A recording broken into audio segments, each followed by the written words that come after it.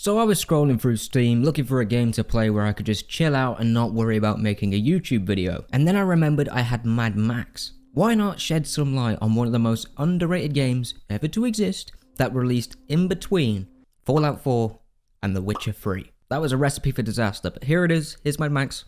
Come and play it with me, even though you're not playing, you're just watching, but you know, just come join. Let me convince you to buy this game because it is so good. Oh, Jesus Christ, I completely forgot that is a thing. Oh my god. So yeah, that's the opening to Mad Max. Pretty insane, right? Whoa. So Mad Max actually takes inspiration from the ground combat. So the free flow system from the Arkham games, except they make their own spin on it. Let's have a look how it is.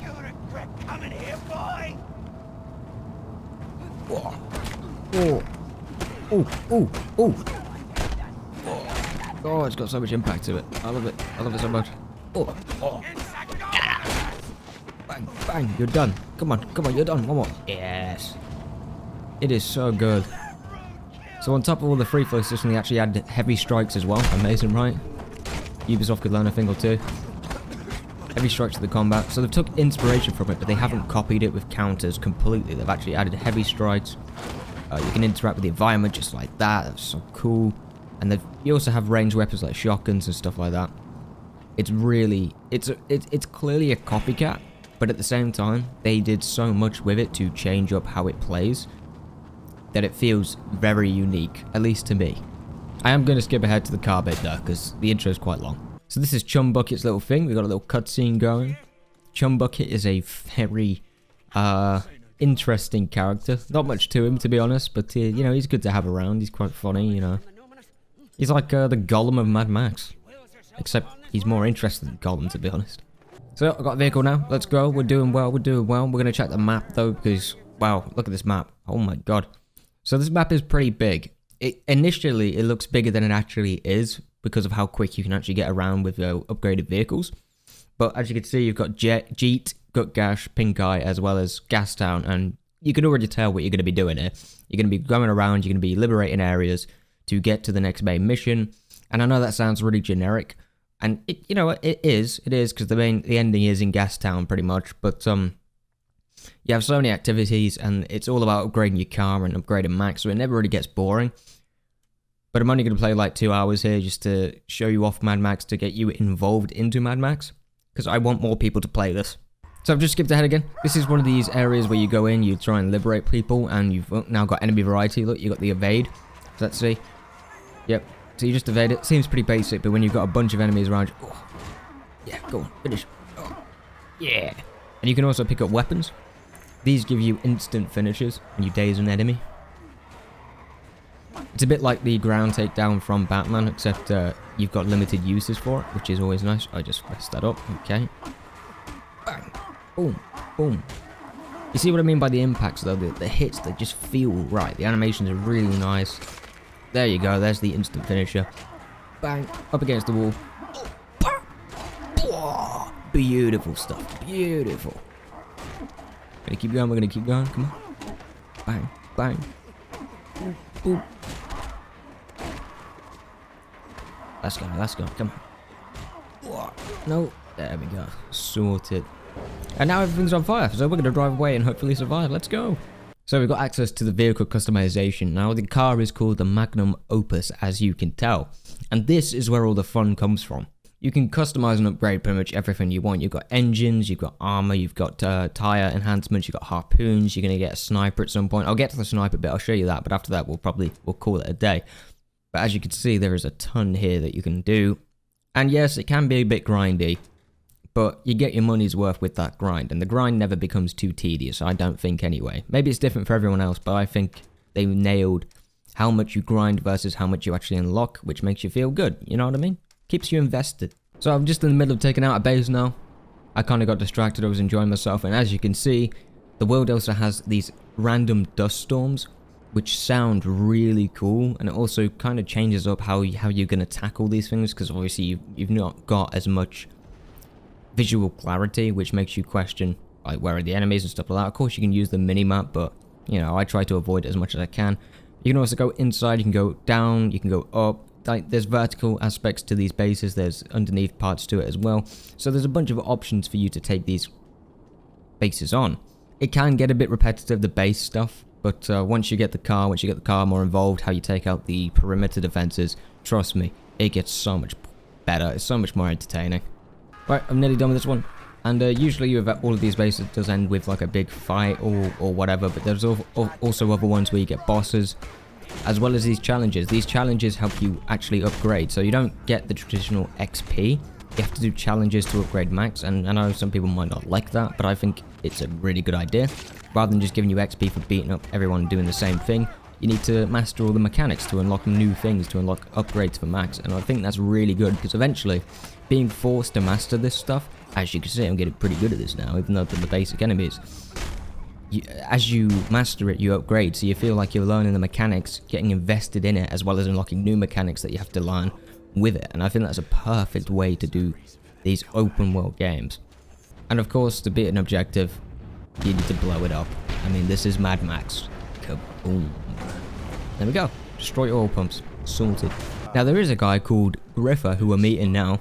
I'm surprised how much I remember of this, because I didn't expect to remember a lot of it. But this guy, Griffer, you unlock tokens as you complete different objectives, and you can go to him, and you eventually get this like cutscene. He starts questioning Max. He's like a therapist, except at the end of the therapy, you get to unlock abilities that improve Max further. For example, look at all this. You can increase your melee weapon damage before it breaks. You can also acquire more looting, you know, stuff like that. Fury mode, which is just basically cheat, I can't lie. But there's a bunch of options here, so you're constantly upgrading, you're constantly doing something else. It's really it's just so good. It's just paced so well, man. So yeah, on top of it, around the world you can pick up scrap. You just get out the car, you go pick it up, and there's sometimes different enemies there. You got little fast travel locations that you can do, which spices it up. For example, this one, you go up in the air. I'm going to show you now. Hang on 2 seconds, I'll do it. So we're flying up into the air. We get a little view of the world, which actually looks really gorgeous, especially for 2015. And you can basically scout the area, find scrap, all that stuff, and it basically points out what you can do. As you can see, weak scarecrow, you're meant to destroy them. Oil pumps, top dog, that is where the boss is for this like area. There are multiple bosses, but that's where one of them are. Okay, it's been about, I don't know, 30 minutes to an hour since I last spoke, because I've been getting addicted once again. And this is a perfect time to show off the different perimeter things. So we got a sniper now, which I've just pulled out. When you can actually take out snipers, enemies, and all that beforehand, but you can use this harpoon and you can pull down their perimeter defenses, which is super cool. And that's not the only thing you do. You can go around and blow up like little gas tanks to stop their perimeter defenses with fire, so they can set up a fire like protection thing. And to stop that from happening, you have to go and blow up the source fuel, which is really cool. And these guys are really quick, so you've got to counter the ones in yellow. I mean, there's different enemy factions as well, so it's not just the guys in yellow that can dodge, but these guys are really quick early on in the game. And like, it still feels so good. It still feels so good. I never get bored of it. Whoa, he's done. Another one. Come on. Yeah. Oh my god. So we're slowly upgrading a little bit more here. So I keep playing. I've gone way past my 2 hours. I've kept playing. It's kind of insane. But you can also get these like special cars, which are called Archangels, and they're like very specific designs that you can upgrade and eventually use. And as much as I like this, I do think it takes away from the actual customization itself of the original car, which is a little disappointing. But at the same time, you don't have to use these vehicles. You can upgrade and customize your original vehicle as much as you want, but I'm pretty sure if I remember correctly, these cars are pretty useful for the starting of the game, like the first like 5-10 hours, and then after that you can go and do your own thing. But let's keep going. Oh, this is something I want to mention, but I was going to wait till we got to the top dog, but can you see the lighting? You get like a lamp, like a little light on Max's chest at night, and they've kept the whole blue color grade from the film Mad Max Fury Road, which I really like, but the lighting is super good. It doesn't follow your camera, it follows Max, and to some that, once again, that would be pretty tedious, but to me, I think that's really cool. Yep, so here's the fire thing. I've got to find a way to take out that fuel source after I've taken these guys out. See what I mean? It keeps dodging. Right, bang, get abs. Big, oh, that never gets old, man, pushing them against the wall.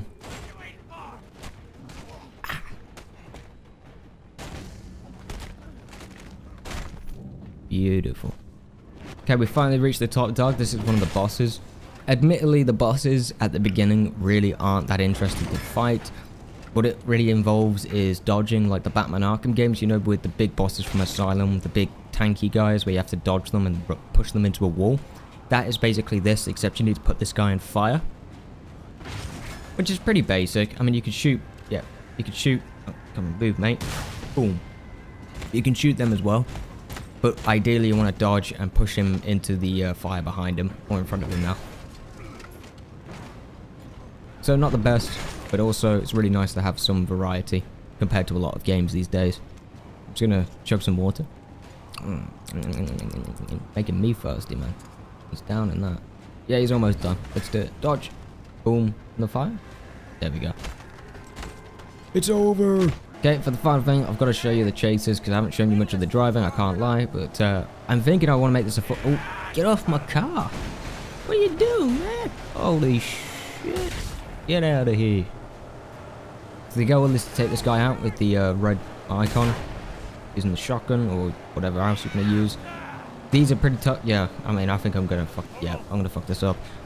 It's pretty tough at the start of the game. Especially when you don't have much armor. Like, at all. But it's worth a shot. It's really, really enjoyable. Okay, we're almost there. We've almost got him. Come on. There we go. No. Okay, he's auto-targeted the wrong guy. Oh, he's so close. Oh! Oh! God's sake. Ow. See what I mean? The good thing about Mad Max, though, as you can see, is you don't fail instantly when your car gets destroyed. Your little guy, I forgot his name already. He'll repair your car. Oh god, these guys are coming for me. Oh! Nice dodge. He'll repair the car for you. You don't have to use any scrap or anything. It's just being a bit more accessible to worse players, I guess. Oh, I'm so good at this game. But that red glint you're also seeing, that's a sniper from a camp. So I'm probably not going to make it in. But yeah, there we are. I'm going to finish off these guys and I think I'm going to call it there. But let me know. Do you want a proper full review of this game, or do you want a series where I just play it with you guys? Because I'd like to review this game, but at the same time, I'm really enjoying playing it. And I think it'd be much more interesting for me to do like a mini playthrough. Not like one-to-one, I'd be skipping bits, but you know what I mean. Let me know what you think. I would be really interested in doing it. I just want to know if you guys are interested in it. Because this game is honestly one of the most underrated games I've ever played.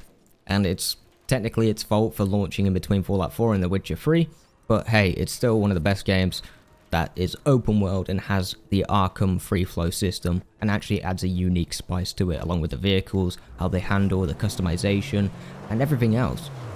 I think it's a really interesting game, but let me know.